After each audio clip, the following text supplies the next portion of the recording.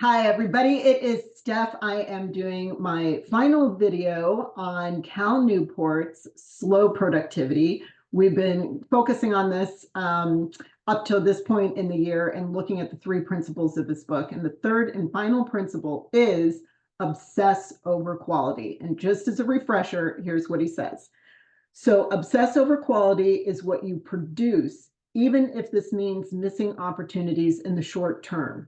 Leverage the value of these results to gain more and more freedom in your efforts over the long term.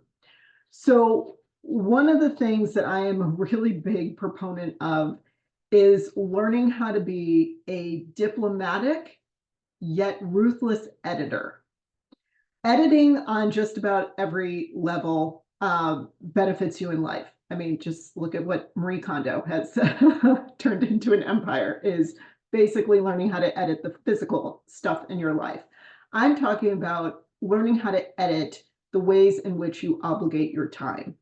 When I do my time management workshop with people, or when I help people with this one-on-one, the very first thing that I start with is going through an inventory of all of the ways that they obligate themselves on a regular basis. And we start off the conversation with, there's never enough time. I'm so tired. I just don't know how I'm going to get it all done. And there's this automatic assumption that anything that comes our way, A, we say yes to, and B, we should just magically have the capacity to do it.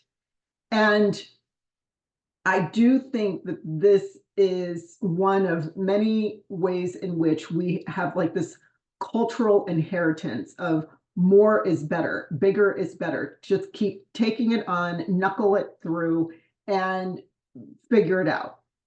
Like this is somehow our inherent obligation to do this, and it's not. And as soon as I take clients through this inventory of everything that they do as professionals, everything that they do as family members, everything that they do in their volunteering, whatever is going on in their life, when they look at it as a totality, they go, well, I can't do all of this. And they're right. You can't do all of this. Shooting all of your energy and your time and your concentration out in every conceivable direction dilutes what you are able to put into the things that are the most critical and the most meaningful for you. So my suggestion, if you are going to obsess over quality and you are going to take the suggestions in this book, one of the things that you have to learn to do is shed. You have to shed the things that are not really serving you. You have to shed the things that distract you. And you have to get to a point where you can really devote your time and your energy to those things and those people who are the most meaningful to you. Don't feel guilty about that. Things have their season. If you'd like to volunteer, or you want to be able to coach Little League, or there are things that you want to do, make those choices, but don't make them at the expense of your own sanity.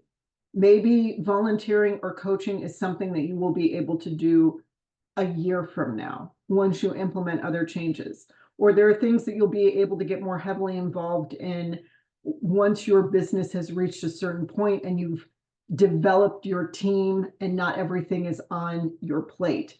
If these things are important to you, then figure out the levers that you can pull today to get you to where you want to be tomorrow. But doing everything at one time and crushing yourself under the burden of it is not how you're going to get there. And it in no way supports the concept of obsessing over the quality of the things that matter the most.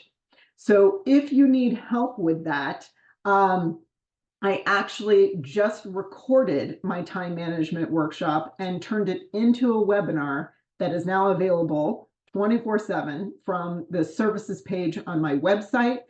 I want everyone to be able to get a grip on their time and their energy and how they manage it. And so I have priced this at $25. I want this to be as accessible as possible to any budget. So I love the principles of this book. Go back and review the other videos that I've done on the 3 principles that he goes over in Slow Productivity. To be able to implement these things and take them seriously, you have to get a grip on your time and your energy. So I hope that's helpful. I hope that going through this book and pulling out examples and giving you some practical and actionable things that you can do will help you implement the principles and help you improve your overall quality of life and not just your business. So next month, we're going to start on another favorite of mine, and that is atomic habits. Because if we're going to implement all of this, creating new habits is the way to get there.